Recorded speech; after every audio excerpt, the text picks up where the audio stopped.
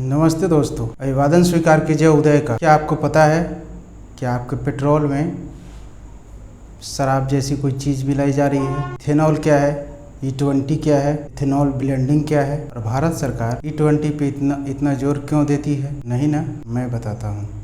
आइए इस वीडियो को शुरू करें। दुनिया बदल रही है, यहाँ आपको मिलेंगे जियोपॉलिटिक्स का गहरा विश्लेषण। स्वागत है उदय जियोपल्स में। आज सीखिए उत्पाद गन्ने के रस, जीरा, मक्के और चावल के दाने से बनाए जाते हैं। आप कह सकते हैं कि यह एक बायोफ्यूल है। चलो चलो जल्दी काम खत्म करते हैं। जाता है इसका मतलब पेट्रोल में अगर 80% पेट्रोल और 20% इथेनॉल हो तो उसे E20 बोला जाता है। 10% इथेनॉल और 90% पेट्रोल हो तो उसे E10।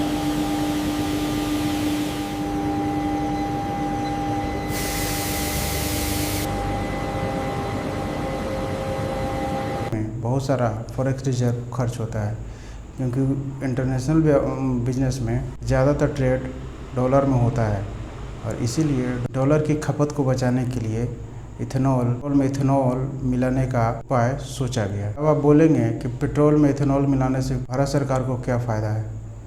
तो जैसा कि मैंने बताया कि पेट्रोल में 20% इथेनॉल मिला देने से पेट्रोल की कीमत कम हो जाती है, क्योंकि इथेनॉल की कीमत पेट्रोल से कम है और इसको भारत में ही बनाया जा सकता है या बनाया जाता है।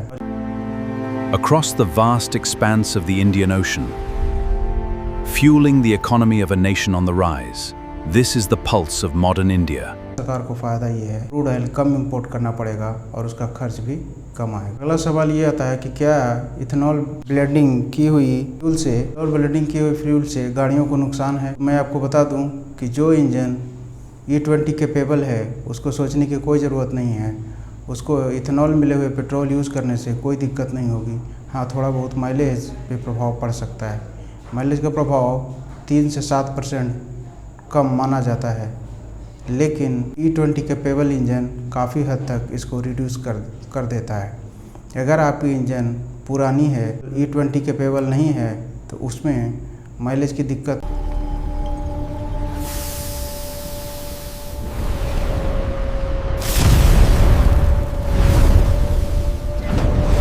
सबसे बड़ा भ्रम ये है लोगों में कि इथेनॉल और पेट्रोल मिले हुए ईंधन में इथेनॉल नीचे बैठ जाता है और पेट्रोल ऊपर तैरने लगता है। ऐसा इसके डेंसिटी के कारण होता है, लेकिन मैं आपको बता दूं कि ऐसा भ्रम या ये अफवाह गलत है। पेट्रोल और इथेनॉल बिल्कुल एक दूसरे में मिक्स हो जाता है और दोनों अलग नहीं हो सकते।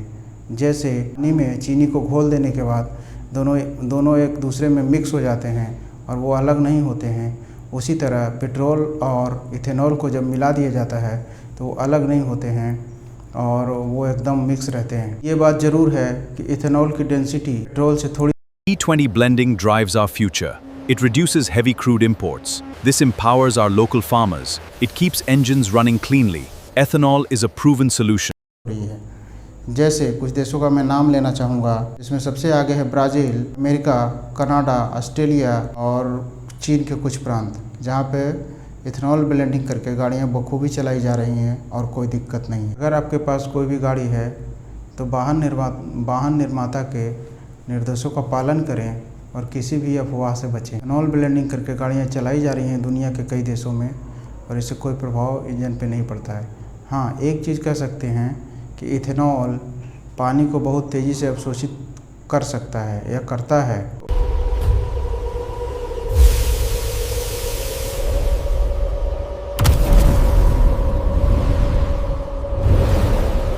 पंप और इंजेक्टर में थोड़ी बहुत समस्या हो सकती है, लेकिन अगर E20 कैपेबल इंजन है तो कोई दिक्कत नहीं है। हाँ, कुछ लोगों का ये कहना है पेट्रोल और इथेनॉल मिला देने से दोनों अलग हो सकते हैं, दोनों अलग अलग लेयर बना लेते हैं, लेकिन ऐसा तभी संभव है जब उसमें पानी की मात्रा बढ़ जाए, वो चाहे पेट्रोल पंप मालिक की बदमाशी से हो।